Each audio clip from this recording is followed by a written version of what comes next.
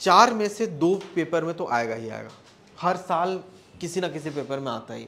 कौन सा क्वेश्चन है? देखियो कि इंक्लाइन प्लेन में मैं 4 टाइप के रोलिंग ऑब्जेक्ट रख दिया, रिंग रख दिया, डिस्क रख दिया, सॉलिड स्फीयर, होलो स्फीयर, और चारों को ऐसे स्लैंट करके छोड़ दिया, प्योर रोल करते हुए गिर रहा है, कौन सबसे पहले नीचे जाएगा? याद है किसी को? फिगर आउट कर सकते हैं क्या? ठीक है, ले देकर के ये चारों रोलिंग ऑब्जेक्ट में क्या डिफरेंस है, इनका मोमेंट ऑफ इनर्शिया का ही डिफरेंस है, ठीक है ना? ये करते हैं, लेकिन जेई एडवांस में भी क्या आएगा वो भी डिस्कस कर लेंगे अगर आएगा तो।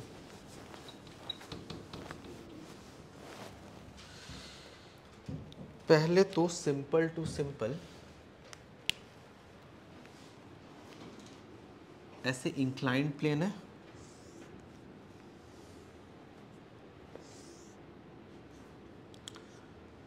थीटा एंगल,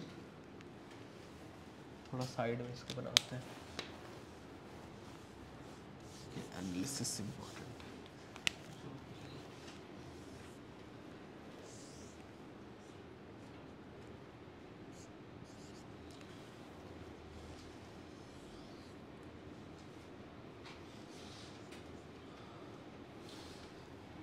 ठीक है ना, प्योर रोल करेगा, प्योर रोलिंग, सेंटर के अबाउट इसका मोमेंट ऑफ इनर्शिया लिख देते हैं k times M R square, ठीक है, k times M R square. इसका रेडियस ऑफ जायरेशन क्या हो जाएगा? एम डी स्क्वायर कर सकते हैं, M D square equal to K times M R square, तो रूट अंडर के आर, यही आएगा, ठीक है। तो उसका ज़रूरत पड़ेगा यहाँ, इसीलिए मैं बोल रहा हूँ, बड़े अच्छे लेवल के एनालिसिस के लिए। लेकिन इसको ठीक है जनरलाइज करके, अगर मोमेंट ऑफ इनर्शिया के है, एम आर स्क्वायर है, तो उस हिसाब से इसका मुझे क्या फाइंड करना है, और प्योर रोलिंग मस्ट है, ध्यान रखना, प्योर रोलिंग मस्ट है, इसका मुझे ए सी फाइंड करना है,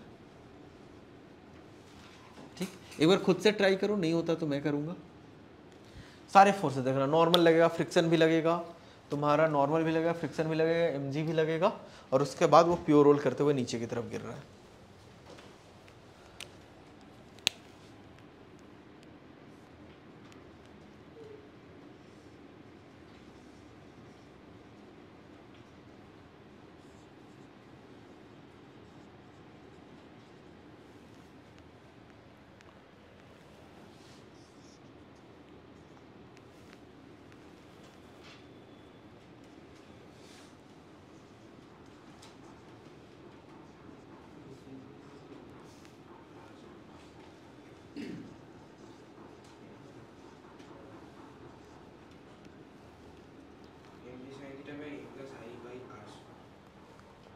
ठीक है, क्रॉस चेक कर लो।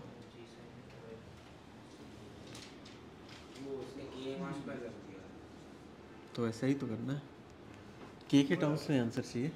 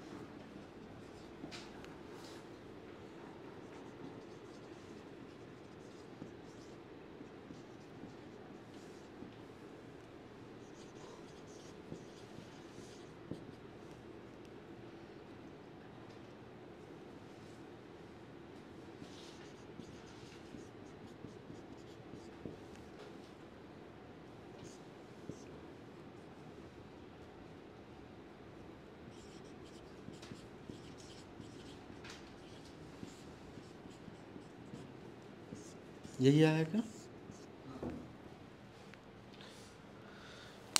मैं हमेशा सजेस्ट करूँगा तुम लोगों को कि ट्रांसलेशनल प्लस रोटेशनल से करो, जहाँ पे मतलब डाइसी है सिचुएशन, ठीक है ना।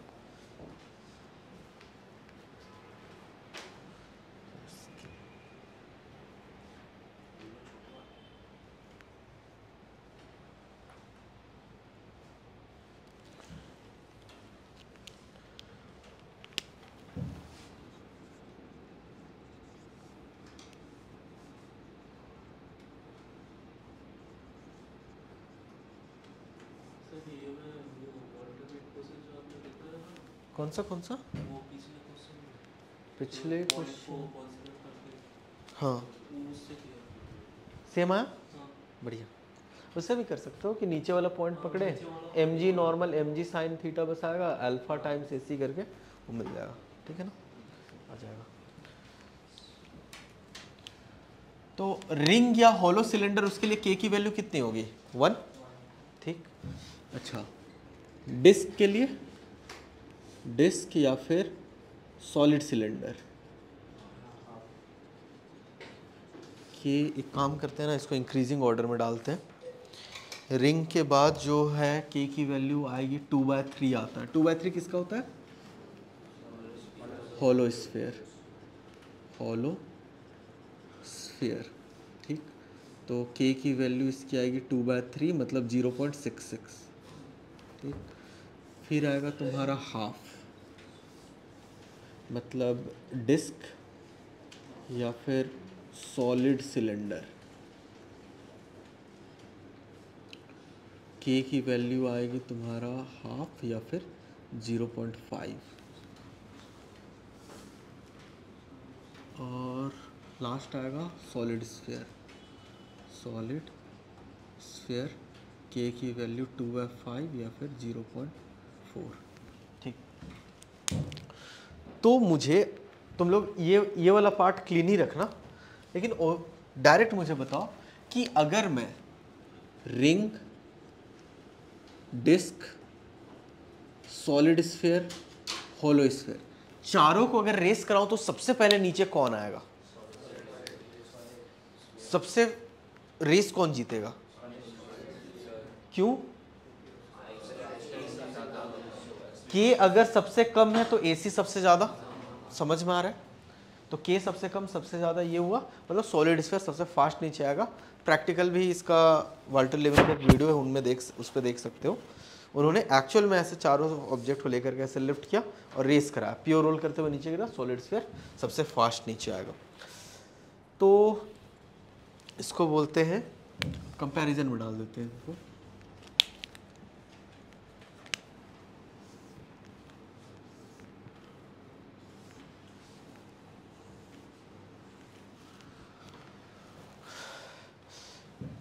यहाँ से जैसे राइट जाते हैं के डिक्रीज होता जाता है, मतलब एसी इंक्रीज होता जाएगा, ठीक।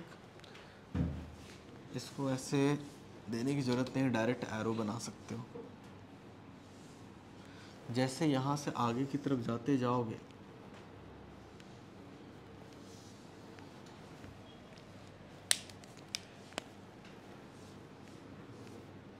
एक्सेलरेशन मैक्स, एक्सेलरेशन मिनिमम, ठीक। सबसे ज़्यादा टाइम किसको लगेगा नीचे आने में? रिंग को, ठीक। के डिक्रीजेस या फिर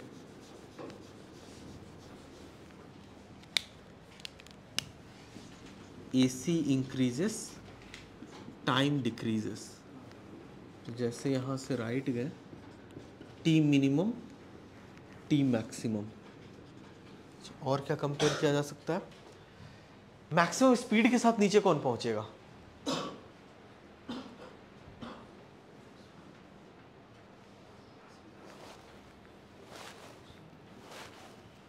बताओ बताओ, सबका स्पीड सेम रहेगा क्या?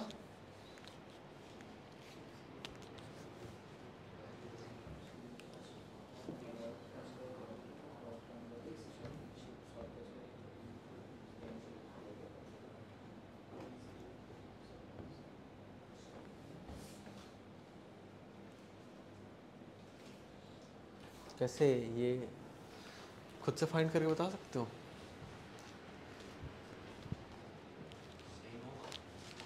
नहीं, वेलोसिटी सेम नहीं रहेगा। ऑप्टिमाइज कर दिए क्या कि सर एक्सेलरेशन मैक्स है, टाइम मिनिमम है, टाइम मैक्स एक्सेलरेशन मिनिमम है, तो ऑप्टिमाइज करके एक दूसरे को कैंसिल आउट कर देंगे और सब बराबर स्पीड से, सबका साथ सबका विकास, सबका विश्वास। वैसे नहीं चलता। सोचो ना और क्या मेथड लगा सकते हो, अगर यहाँ से लेकर के यहाँ पे तुम्हें आकर के स्पीड फाइंड करना है तो क्या कर सकते हैं। अच्छा स्टैटिक, यहाँ जो प्योर रोलिंग एयर कर रहा है तो स्टैटिक फ्रिक्शन लगेगा गारंटीड। स्टैटिक फ्रिक्शन में कोई एनर्जी का लॉस नहीं होता है, तो यहाँ का जो पोटेंशियल एनर्जी एच हाइट से सपोज छोड़ रहे हैं, तो यहाँ का जो पोटेंशियल एनर्जी है क्या यहाँ का काइनेटिक एनर्जी बराबर होगा, और kinetic energy half mv² plus half I omega square, तो उससे तुम निकाल लो। देखो इसको vc बोल दिए और ओमेगा को vc/r बोल दो, तो जो mgh है वो तुम्हारा half into M into vc² plus half I omega square, I को k टाइम्स mr² कर दिए टाइम्स ओमेगा स्क्वायर मतलब vc²/r²। क्या इससे vc² का कंपैरिजन किया जा सकता है?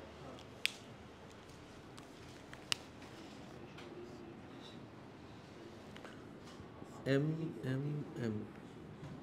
तो 2 times gh y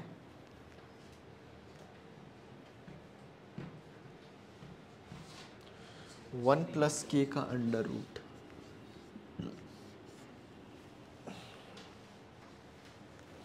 equal to vc।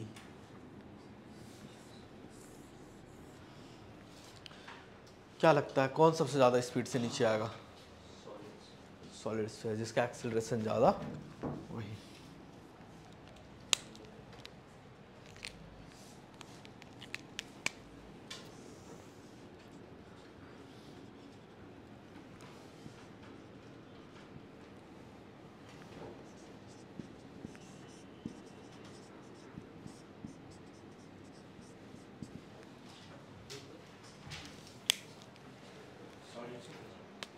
समझ में?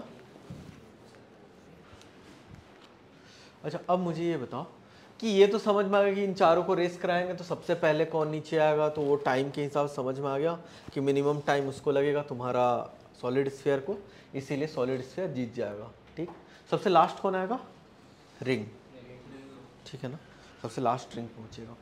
अच्छा वेलोसिटी का भी देख लिया कि सबसे पहले पहुंचेगा उसी की स्पीड सबसे ज़्यादा। ठीक, क्योंकि ये बात समझ में भी आ रही होगी कि जो सबसे पहले पहुंचेगा स्पीड कॉन्स्टेंटली उस पर ऐड हुआ होगा तभी तो वो नीचे जल्दी पहुंचा ना। अच्छा ओके, और अगर मैं इसमें बोलूं कि दोनों सॉलिड स्फीयर ले लें, सॉलिड स्फीयर सबको समझ में आ गया कि सॉलिड स्फीयर जो है वो सबसे पहले पहुंचेगा। दो सॉलिड स्फीयर ले रहे हैं और एक का रेडियस r/2, एक का रेडियस कैपिटल R, एक छोटा स्फीयर एक बड़ा स्फीयर, ठीक है ना, सेम मटेरियल का है। उसको अगर रख करके मैं स्लाइड कराऊं, मास सेम नहीं, सेम मटेरियल अलग अलग रेडियस, एक r/2 एक कैपिटल R, एक बड़ा फुटबॉल एक छोटा फुटबॉल, ठीक है ना, उसको रखता हूं और ऐसे टिल्ट करता हूं तो कौन पहले नीचे पहुंचेगा?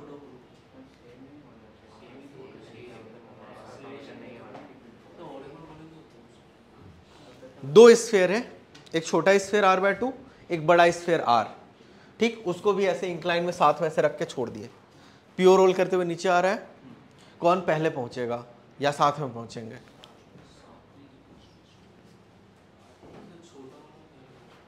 क्यों?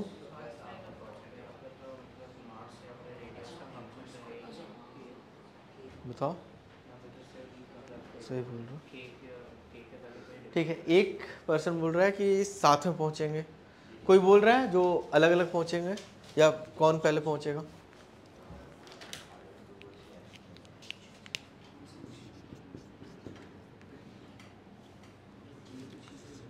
Small win big win tie. हाँ, अगर सेम मटेरियल है, डेंसिटी अलग है तो मास भी अलग अलग होगा।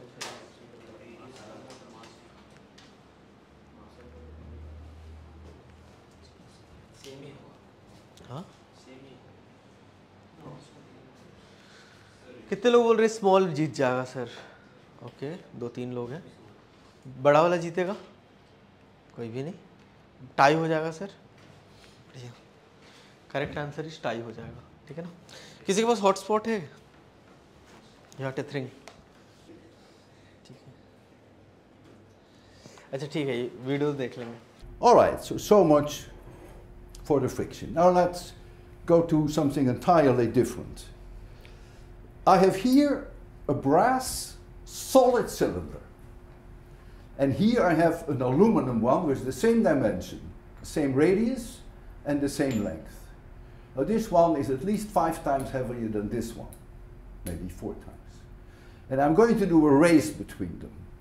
I don't need this anymore, so I can remove that. Angle is not important.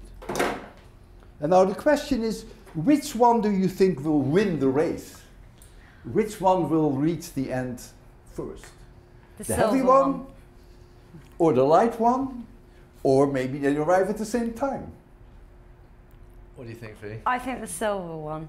The heavier one. The heavier one. The heavier one will win, right? Yeah. That seems reasonable. Because if you're heavy, you go a little faster, right? Okay. I'll give you the aluminum one on your side.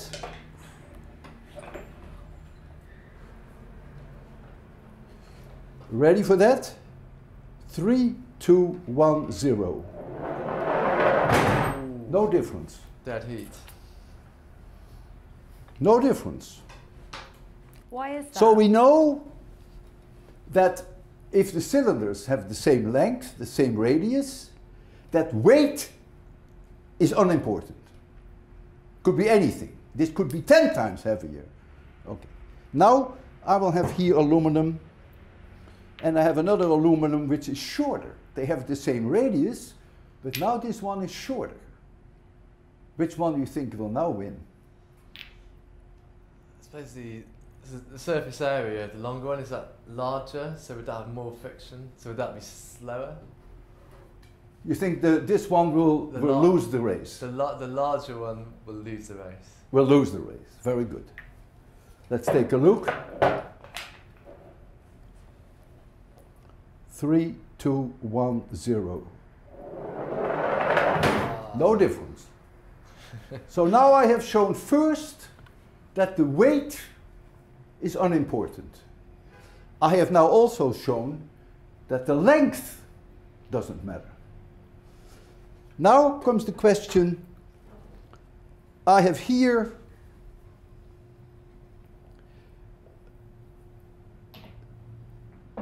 brass. We already agreed that the material doesn't matter, right? Whatever the material is, that makes no difference. But now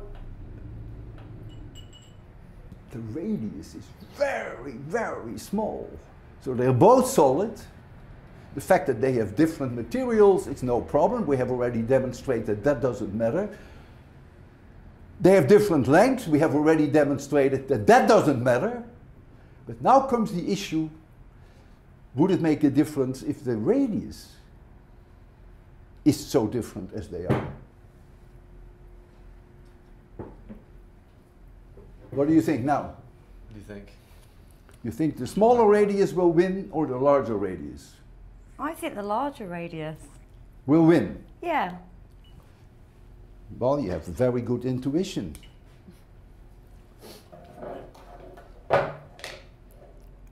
You ready? Yes. 3, 2, 1, 0. No difference.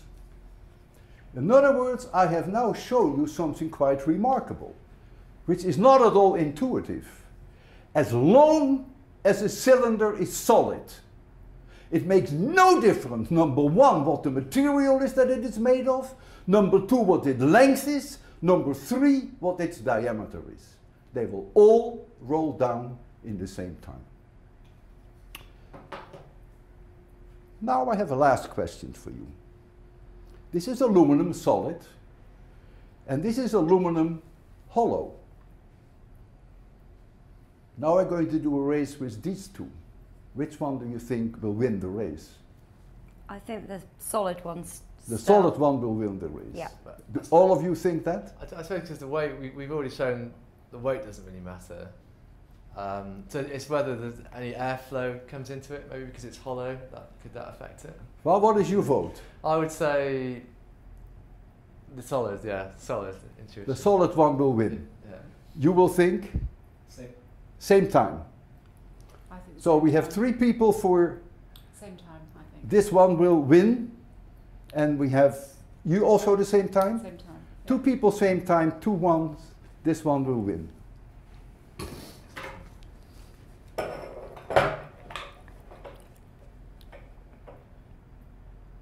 3, 2, 1, 0.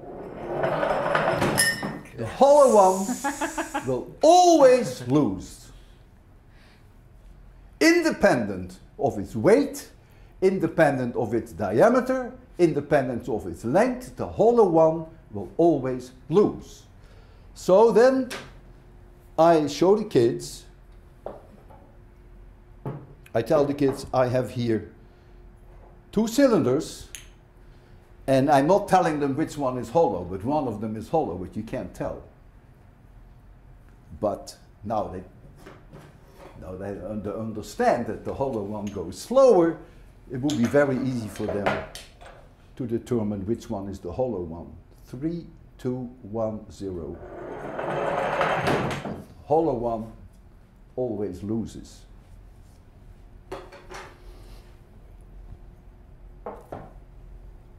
I will show you last but not least, a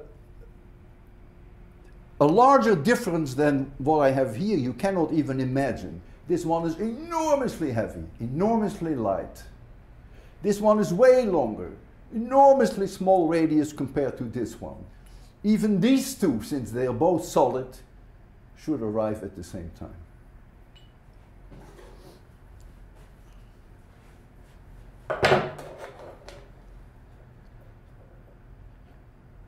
Three, 2, 1, 0. Same time again. So is there a simple way of explaining why? No, it's not simple. No. No, you need calculus even. No, it's not a simple way. No. But what I can tell you, I can give you maybe a feeling for it.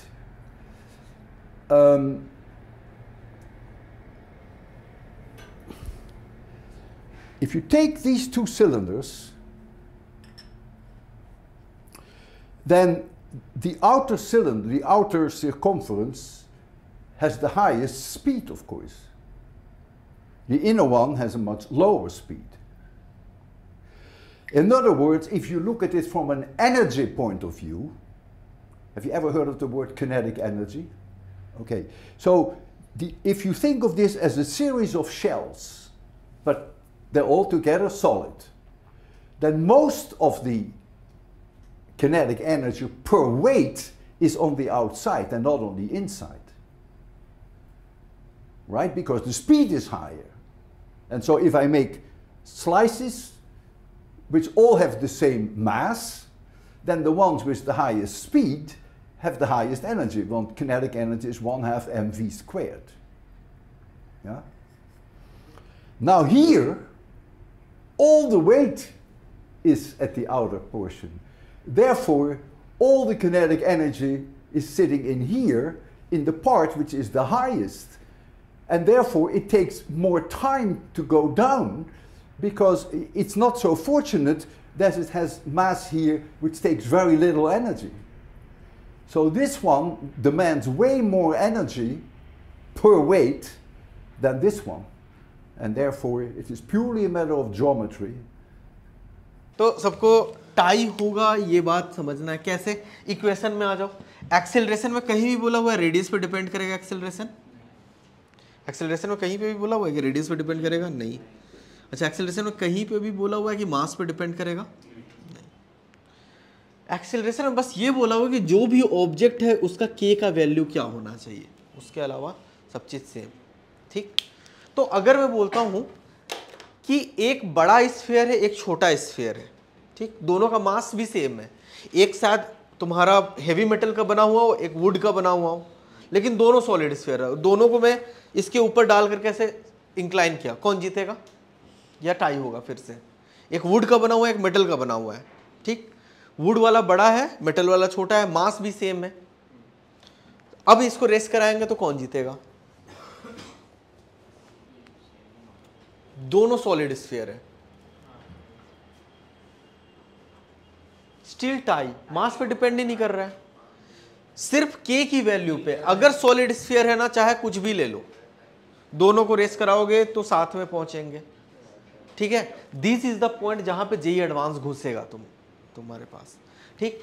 इनको race कराएंगे जीतेंगे, तो पूरे India पड़ता है, पूरे India में हर जगह पे कराया जाता है। पता नहीं वो 7 पेज वाले लेक्चर में कराया गया है कि नहीं ये वाला तो कराया गया होगा, ठीक है ना, गारंटेड।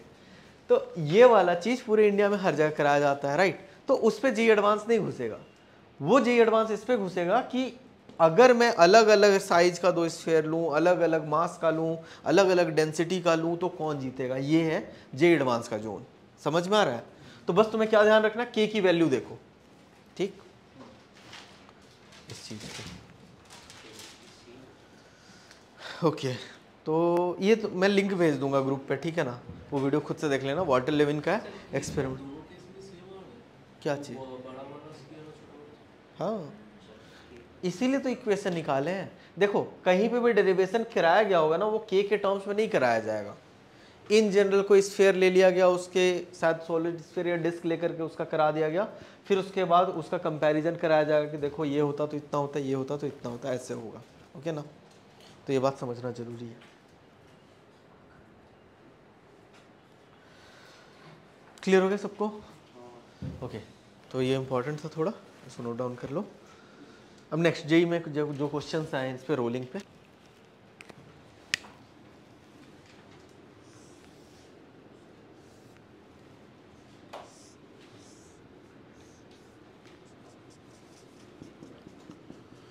फिक्स्ड।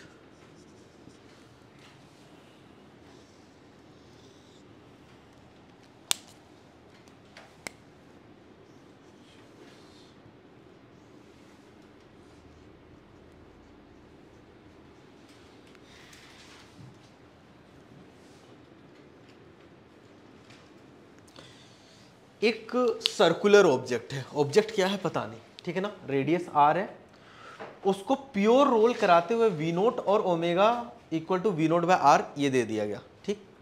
और बोला गया कि ये जो इसे प्योर रोल करते हुए चढ़ा और इसका हाइट दे दिया गया H max, H max equal to 3 V naught square by 4g, 3 V naught square by 4g pure rolling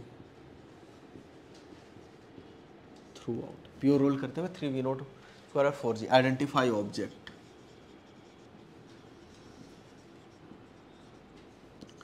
A disc ring solid sphere hollow sphere.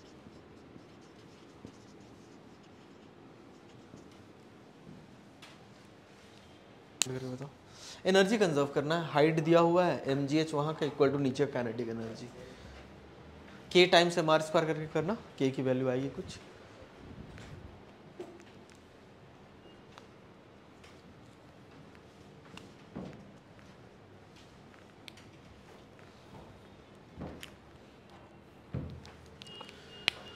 तो एनर्जी कंजर्वेशन क्योंकि प्योर रोलिंग है, नो लॉस ऑफ एनर्जी, तो half into M into V naught square plus half into K M R square times V naught square by R square plus M G into zero should be equal to kinetic energy final plus M into G into H max. H max की जगह मैं replace कर देता हूँ 3 V naught square by 4g से, ये तो zero है फाइनल काइनेटिक एनर्जी क्योंकि वहाँ जाके रुक जाता है, ठीक है। अब इसको सॉल्व करेंगे तो ये आर स्क्वायर से आर स्क्वायर कैंसिल, हाफ वाला पार्ट का 2 और यहाँ से 2 कैंसिल आउट हो जाएगा, m से m कैंसिल आउट मतलब, और g से g कैंसिल आउट मतलब V naught square plus k times V naught square should be equal to 3 V naught square by 2। तो 1 प्लस के equal to 3 by 2, K equal to half. K equal to half किसका होता है, disc.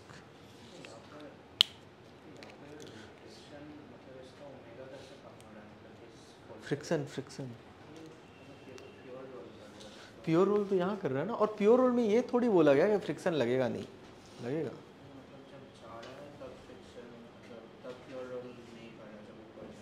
नहीं, through out pure role कर रहा है। अगर कहीं पे भी स्लिपिंग या स्किडिंग होगा ना तो एनर्जी लॉस होगा। ठीक, यहाँ पे भी सोचो ना, ऐसे रोल करते हुए जा रहा है, यहाँ पे सामने की तरफ तुम्हारा फ्रिक्शन एक्ट कर रहा है। ठीक, नहीं तो सोचो ना, इसको थोड़ा टाइम देकर के समझना पड़ेगा। पूरा का पूरा डायनेमिक समझो इसके अंदर का, कि यहाँ से लेकर के यहाँ तक पहुँचा, फ्रिक्शन लगेगा ही। प्योर जो फ्रिक्शन का काम क्या है, प्योर रोल कराना। अगर प्योर रोल कहीं मिस हो रहा है ना तो फ्रिक्शन खुद प्रेजेंट हो जाएगा। सोचो, अगर वेलोसिटी वी नोट कम होता गया, ओमेगा उतना ही रहा, फ्रिक्शन अनसेटिस्फाइड हो जाएगा। फ्रिक्शन अनसेटिस्फाइड हुआ, वो फिर से आ जाएगा, बोलेगा कि मेरी जरूरत है यहाँ पे। ठीक है, तो जहां पे भी ये कंडीशन सीज हो रहा होगा ना, V naught equal to V naught by R, वहां फ्रिक्शन आ ही जाएगा, खुद से आ जाएगा। ठीक, अपना डायरेक्शन वो खुद से सेलेक्ट करेगा कि किधर में लगूं कि ये वी नोट और वी नोट बाय आर दोनों एडजस्ट हो जाए। क्लियर है? ओके, एक और क्वेश्चन था, ये समझ में आया सबको? बढ़िया। अगला क्वेश्चन जो है काफी ट्रिकी है, नॉन इंट्यूटिव है थोड़ा, कि दोनों केस में मैं सेम ऑब्जेक्ट को, मान लो disc,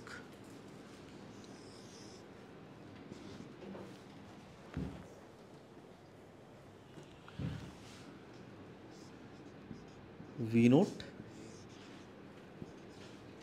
omega naught equal to V naught by R, ठीक है, डिस्क मान लो, सेम पिछले वाला केस, फिक्स्ड।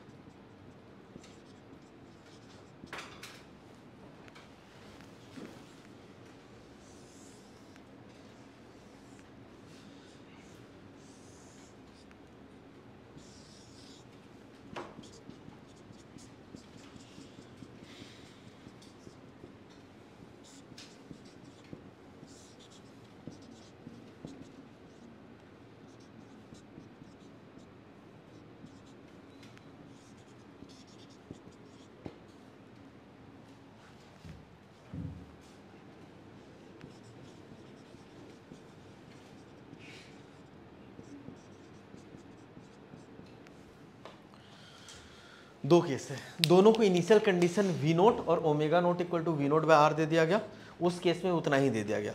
लेकिन एक केस में जो इंक्लाइंड है उसमें फ्रिक्शन है और प्योर रोलिंग है, ठीक है, और इस केस में जो है म्यू इक्वल टू 0 है, मतलब देयर इज नो फ्रिक्शन। दिख पाया इनिशियल कंडीशन? अब जो है जहां तक वो मैक्सिमम हाइट जा रहा है ना, this is the H max 1। First case में एच मैक्स यहां तक जा करके वो वापस रिवर्स आता है। दूसरे केस में भी बोला गया कि कुछ पता नहीं, इधर ले लेते हैं, एच मैक्स 2 यहां तक जा करके वो रुक जाता है, मतलब वहां से रिवर्स आता है। तुम्हें कंपेयर करना है H1 और H2 में। H1 is greater than H2, H2 is greater than H1, H1 equal to H2, D depends on mass M।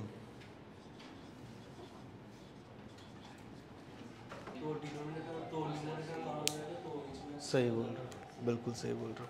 देखो क्या हो रहा है कि यहाँ पे प्योर रोल कर रहा है, मतलब जब ये टॉप पॉइंट पे पहुंचा है ना, उसके पास ओमेगा भी नहीं है और वेलोसिटी भी नहीं है, ठीक है, दोनों खत्म। मतलब इसका स्पिन काइनेटिक एनर्जी और ट्रांसलेशनल काइनेटिक एनर्जी दोनों जाकर के कन्वर्ट हुआ है पोटेंशियल एनर्जी पे, क्योंकि स्पिन करना भी बंद कर दिया है और ट्रांसलेट करना भी बंद कर दिया। समझ में आ रहा है? दोनों जाकर के यहाँ पे पोटेंशियल एनर्जी में कन्वर्ट हुआ है, तो ये एक हाइट ले रहा है। लेकिन इस केस में देखो, फ्रिक्शन अगर है ही नहीं तो इसके ओमेगा को कम कौन करेगा?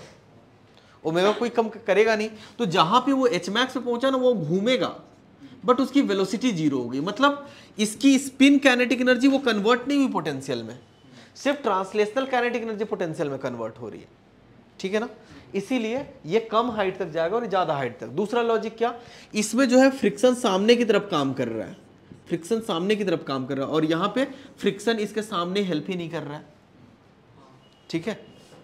तो इसमें फ्रिक्शन इसको हेल्प कर रहा है, मतलब एनी टाइम इसको पुश कर रहा होगा, ठीक। पुश करते हुए इसको एकदम हाइट तक पहुंचा देगा और वहां पे कोई है नहीं ऊपर पुश करने वाला, जो भी हो काइनेटिक एनर्जी दम पे जा रहा है, ठीक है। ये ऐसे समझना। चलो तो ये हो गया। एक बड़ा डायनेमिक्स का क्वेश्चन करते हैं। देखो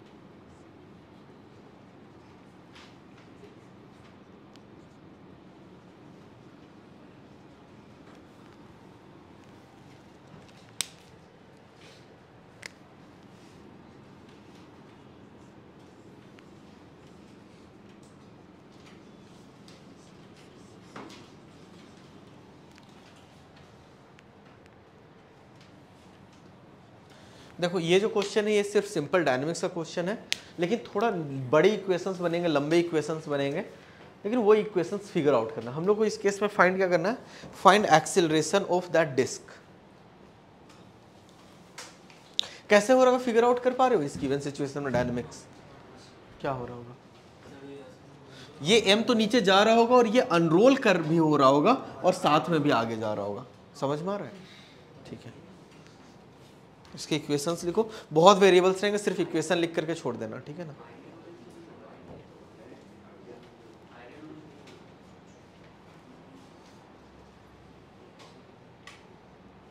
फाइंड एक्सेलरेशन ऑफ डिस्क, और वहां फिक्स नहीं है, ये स्लाइड करेगा पूरा का पूरा आगे, ठीक है ना।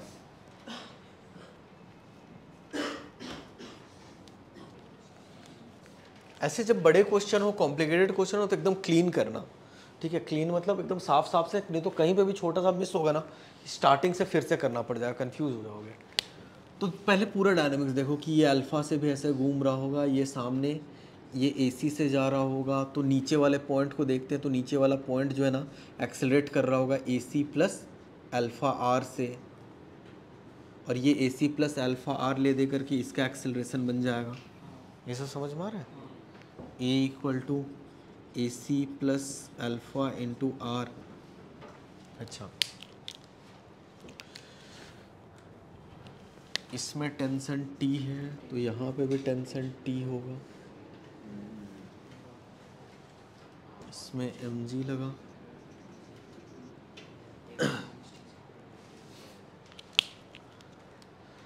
तो एक इक्वेशन तो लिखेंगे mg minus T equal to m into A. Equation 1 a AC plus alpha R, equation 0 T equal to mass m times AC, equation 3 T into R equal to M R square by 2 times alpha, equation 3।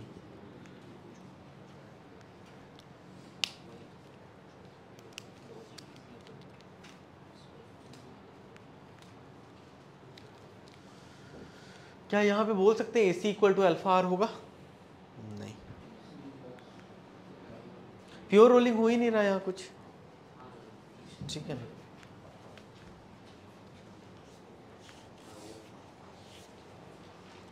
देखो ऐसे बड़े question में बहुत सारे variables होते हैं, जैसे इस गिवन क्वेश्चन में देखोगे तो AC एक वेरिएबल है, अल्फा एक वेरिएबल है, और T एक वेरिएबल है, और A एक वेरिएबल है। और कोई वेरिएबल दिख रहा है क्या? नहीं। 4 वेरिएबल है तो 4 इक्वेशन चाहिए, ये ध्यान रखना, ठीक है। 4 वेरिएबल आए तो 4 से कम इक्वेशन में काम नहीं चलने वाला है। फिर आप इसको सॉल्व करोगे तो बहुत लंबा जाएगा, लेकिन हाँ हो जाएगा, ये समझना है।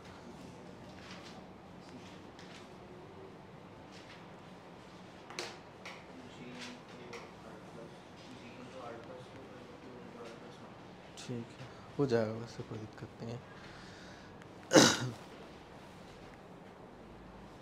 सब लोगों का ऐसा इक्वेशन आ गया क्या? ठीक है, ट्रांसलेशनल प्लस रोटेशनल, इससे ज़्यादा कुछ नहीं। देखो इसको और कॉम्प्लेक्स करना होता तो मैं क्या करता, पुली को भी वो कर देता तुम्हारा डिस्क वाला। फ्रिक्शन भी है, डिस्क भी है, तो इधर का टेंशन अलग, उधर का टेंशन अलग। एक क्वेश्चन होमवर्क,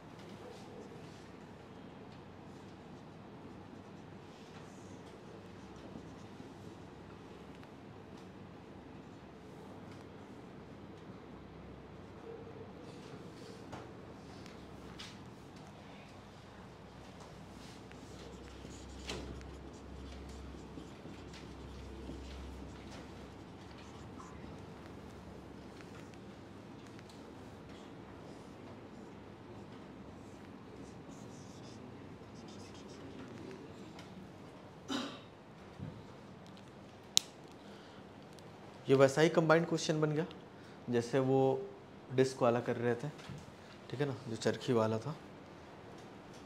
उसमें स्ट्रिंग जो है ऊपर से निकाल दिया, प्योर रोलिंग करना है, इसका मोमेंट ऑफ इनर्शिया 2mr² ले लेना, ऐसे सॉल्व करना। तो फाइंड करना, फाइंड एक्सेलरेशन ऑफ दिस ए। इसमें भी फ्रिक्शन की जरूरत है क्या इसमें? यस, फ्रिक्शन चाहिए, ठीक है ना। तो फ्रिक्शन भी कंसिडर करना है, टॉर्क भी देखना है, सब कुछ करने का है ये चीज़।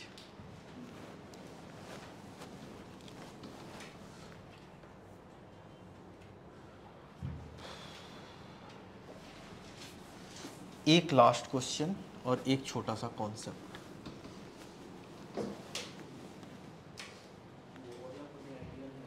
हाँ, ये वाला, वो वाला, हाँ आइडियल पुली, अनलेस मेंशन आइडियल ही लेना है।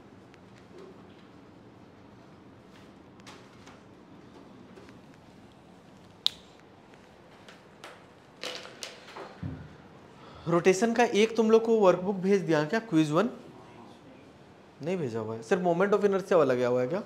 उसके अलावा वो पीडीएफ नहीं भेजा हुआ है। मैं एक काम करता हूँ, दोनों क्विज का मैं पीडीएफ भेज देता हूँ, लेकिन बहुत ढंग के क्वेश्चन हो उसमें, मतलब जब तुम HC वर्मा पूरा एकदम ओरली करने जैसा लग जाओगे, ठीक है ना। क्वेश्चन देखो, रोटेशन बहुत अच्छे से करा हुआ है, इसको अभी प्रैक्टिस नहीं किया ना तो रोटेशन खराब हो जाएगा। प्रैक्टिस लिए क्या करना है, HC वर्मा पूरा निपटा दो, सॉल्व एग्जाम्पल पहले करो, एक्सरसाइज कर लो, ज़्यादा नहीं, 2 या 3 दिन का काम है, ठीक। सॉल्व एग्जाम्पल पूरा कर लिए, फिर उसके बाद क्वेश्चन बैंक करो ही करो, एटलीस्ट रोटेशन का क्वेश्चन बैंक। छोटे छोटे क्वेश्चन होते हैं लेकिन अच्छे अच्छे कॉन्सेप्ट रहेंगे, ठीक। उसके अलावा अगर ये दोनों चीज़ अच्छे से हो गया ना, फिर मैंने जो अलग से क्वेश्चन बनाया है रोटेशन का, क्विज 1 क्विज 2 करके, उसको तुम लोग अटेम्प्ट कर लो। बहुत टफ क्वेश्चन है, उसका अगर 20% या 30% भी क्वेश्चन हो रहे हैं तो बहुत अच्छा है, ठीक है ना, लेकिन थोड़ा टफ है, तो इन क्विजेस को एंड में करना। फिर उसके बाद PYQ करने बैठो, तो अगर इतना कर लिए फिर PYQ करोगे ना तो ओरली होने लगेगा PYQ एक एक लाइन में, लेकिन थोड़ा